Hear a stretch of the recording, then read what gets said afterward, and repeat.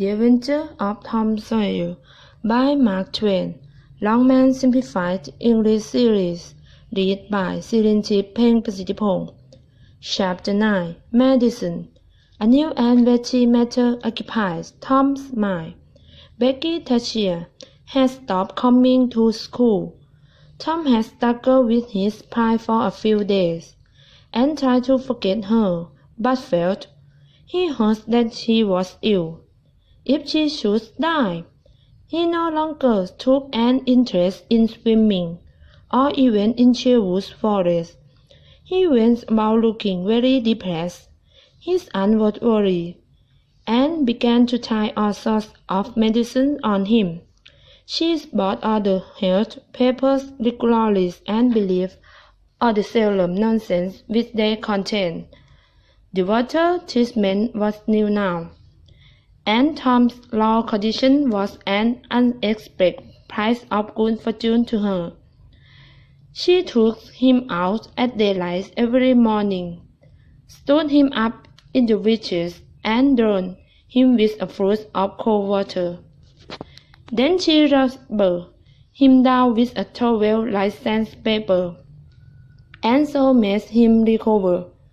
Then she rolled him up in the wet sheets and put him away under blankets till she sweat his soul came and the yellow stand of it came through the skin.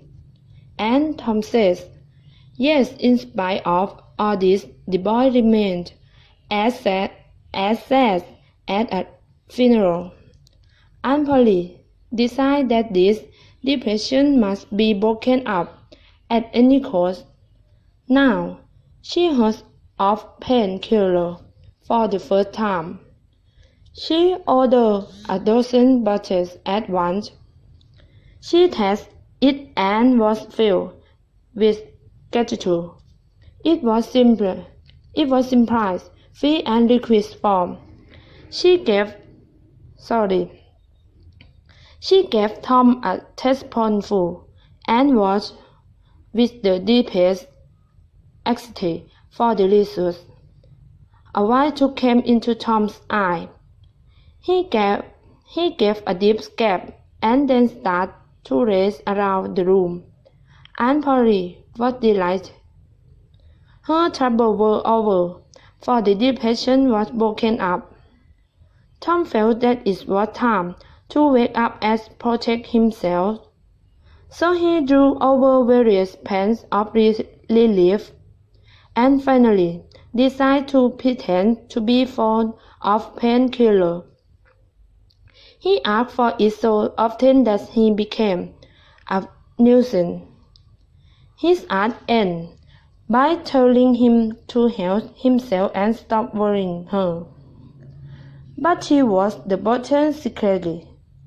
She found that the medicine did disappear, but it did not occur to her that the boy was carrying a crack in the sitting room for visit.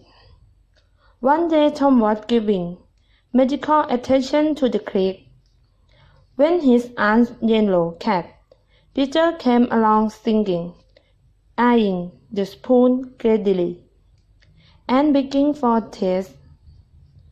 Don't ask for it unless you want it, Peter, says Tom. But Peter shows that he did want it. Are you sure? Peter was sure. Now you ask for it, and I'll give it to you, because I'm not selfish. But if you find you don't like it, you mustn't blame anybody but yourself. Peter still seemed eager, so Tom forced his mouth open and pressed down the painkiller. Peter sprang a couple of yards into the air, shook a wild cry, and then flew round and round the room, banging against the furniture, upsetting the falling pots, and causing general destruction. Neckline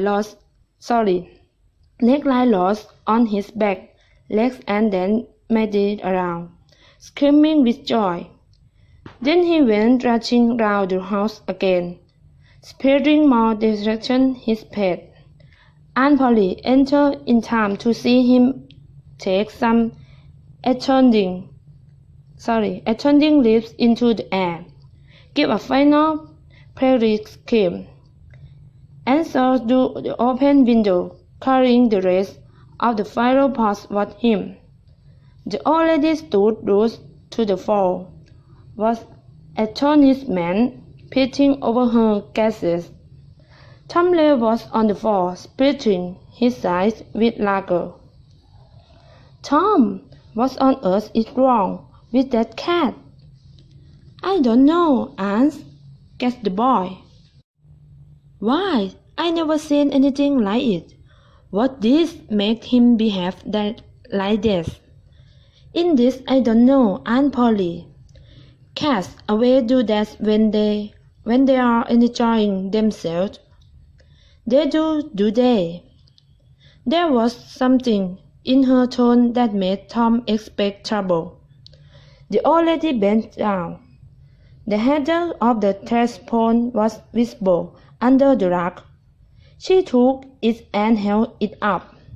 Tom looked gently. She raised him by the usual handle. His ear and slapped him.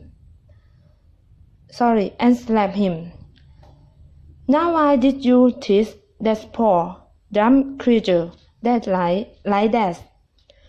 "I was pretending to be his aunt." "What do you mean?" "I was pretending to be his aunt and trying to bowl out of him. That was putting the matter in a new light. What was cruel to a cat might be cruel to a boy too." She began to soften. They felt sorry. Her eyes watered a little, and she put her hand on Tom's head and said gently, "I didn't mean to be cruel, Tom." And Tom the magician did do you good. It did him good, to the way he flew round the room. "Oh, run away before you make me lose my temper again. Try to be a good boy for once, and then neither take any more magic." Tom reached school early. It was noticed that this strange thing has been occurring every day recently. He waited beside the gate, intent of playing with his friend.